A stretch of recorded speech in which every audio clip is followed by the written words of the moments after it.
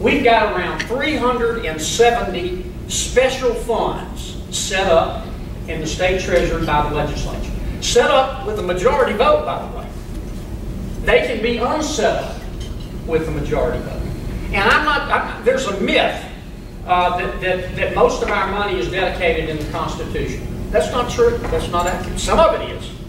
We have a Louisiana Educational Quality Trust Fund. Money's dedicated there. We have a tobacco settlement trust fund called the Millennium Fund. Some of that money is dedicated. But the vast majority of our money, $4.35 billion, is dedicated by statute. And when you look at some of the funds to which we have dedicated money, I mean, here's the list. I'll just read you a couple. The Audubon Golf Trail Development Fund, the Louisiana Economic Development Fund, the Entertainment Promotion and Marketing Fund, another marketing fund, the Beautification Project for New Orleans Neighborhoods, the Vital Records Conversion Fund, the Insurance Fraud Investigation Fund, the Louisiana Auto Theft and Insurance Fraud Prevention Fund, let's see, the Right to Know Fund, the Fraud Detection Fund, the Cameron Parish Tourism Development Fund, the Town of Homer Economic Development Fund, the DeSoto Parish Visitor Enterprise Fund. I'm not going to read all of them, but those are illustrative. I'm not saying that all of this money should be undedicated. I'm not saying that. Some of these dedications are dedications of self-generated revenue. A good example is the Boll Weevil Ratification Fund. Our farmers have gotten together, they tax themselves, they give the money to the state in return for a service. I wouldn't undedicate those funds. But not all those funds are like that. And it seems to me that if we're trying to figure out a way how to deliver vital services to the people of Louisiana, we have to start with looking at this $4.35 billion worth of statutory dedications. But the truth of the matter is that the statutory dedications are half as big as the general fund. And they're sitting there fully dedicated. We're not going to get control of the spending problem of Louisiana until we face some of our dedications. Now, I want to make a couple of comments about one of the suggestions that has recently been made by the state treasurer and senatorial wannabe, who seems to have a great deal of observations about what government ought to do.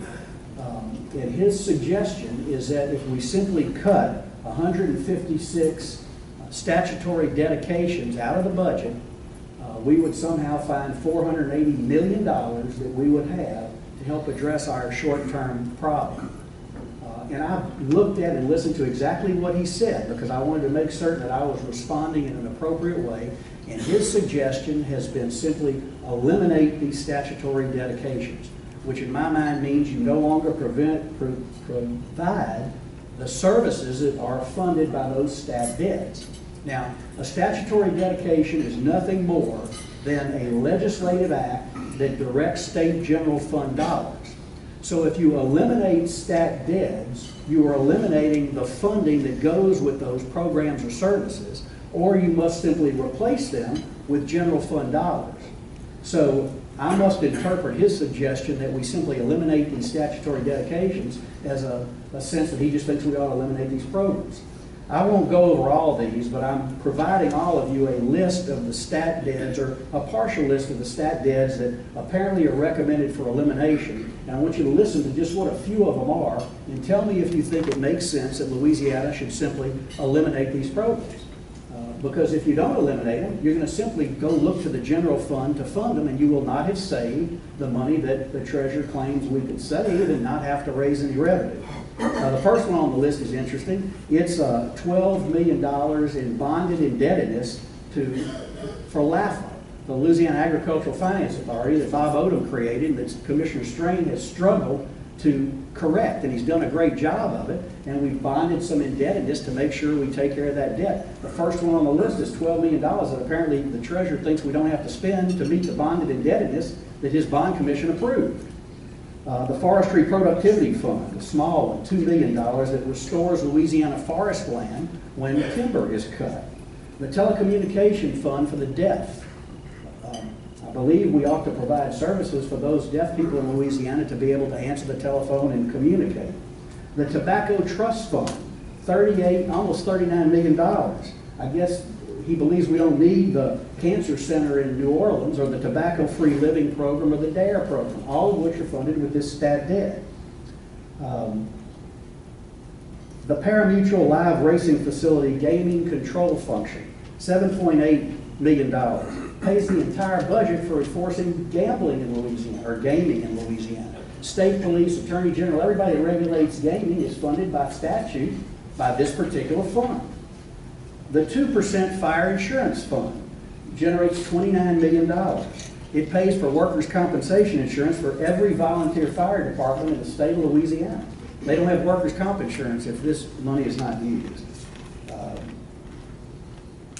The Natural Resource Restoration Trust Fund, this is the biggie, $113 million. All this does is fund the Regional Restoration Planning Program for 5 major projects funded by the Restore Act. These are the beginnings of coastal restoration in Louisiana. The Golden Triangle Marsh Creation Project, the Mississippi River Reintroduction to Maurepas Swamp Project, the Biloxi Marsh Living Shoreline Project, West Grand Terre Beach Nourishment and Stabilization Project, and the Lower Mississippi River Management Program. These are funds that have been dedicated to start the process of restoring Louisiana's coastline. The Louisiana Fire Marshal Fund, $21.6 million. It funds the operation of the State Fire Marshal. Rehabilitation for the Blind and Visually Impaired. It funds the Center for the Blind in Ruston. Amnesty Collection Fund.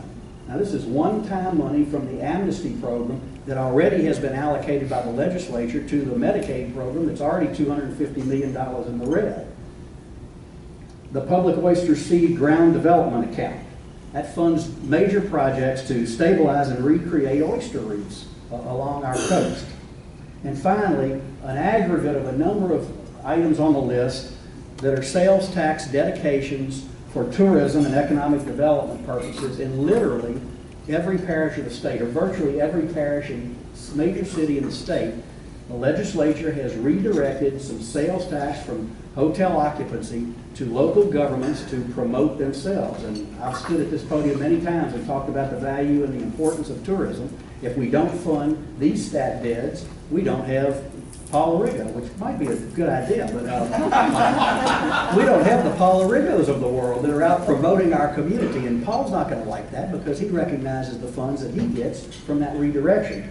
Aggregated, that's $57 million. So I make this point simply to say that the solutions require honesty and require a candid discussion with the people of Louisiana about the reality of where we are in this state. And that's what you're going to hear from this administration. You're going to get accurate numbers. You're going to get the truth. As hard as it is for a governor recently elected to stand up and say we've got to raise some revenue, and for a legislature to be asked to do what a lot of people think ought not be done. But if they're given the facts and they make an assessment on where we are in Louisiana, that's what we're asking the legislature to do, is to make a candid assessment of what we want our state to look like as we go forward. It's time to be honest about our budget instead of simply telling the people what politicians think they may want to hear.